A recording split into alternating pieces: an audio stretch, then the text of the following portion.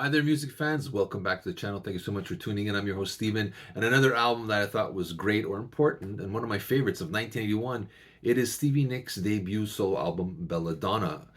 She did it in conjunction with her Fleetwood Mac career. This is where she kind of steps out on her own, not listening to, Lindsey Buckingham and the rest of the band. And it kind of, her solo album meshes her storytelling of Fleetwood Mac, but yet she's kind of making herself a lot more accessible to the pop market and kind of leaving some of that quirkiness from the Fleetwood Mac side away.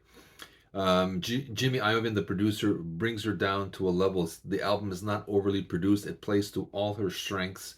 And of course, you have the monster hit song Edge of 17, the beautiful ballad Leather and Lace with her and Don Henley. And of course, there's the great rocker, one of my favorite songs, Stop Dragging My Heart Around with her and Tom Petty and the Heartbreakers.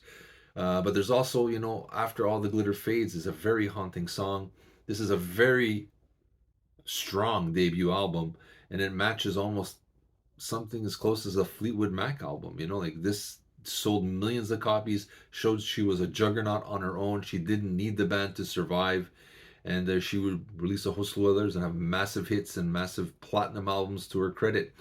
But this was the first one, and I think it's important because it did show that of all the people to have the career, I think everybody was saying Lindsey Buckingham, the guitarist, was going to be the solo star. And Stevie Nicks proved that she is going to be the mega star.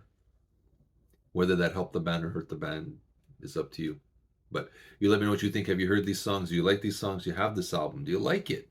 Let me know what you think. I'll post a couple of songs down below. Share your thoughts with us. We'd love to hear you. This is Steven with some of my favorite or what I think are some important albums of 1981. And it's Belladonna from the one and only Stevie Nicks.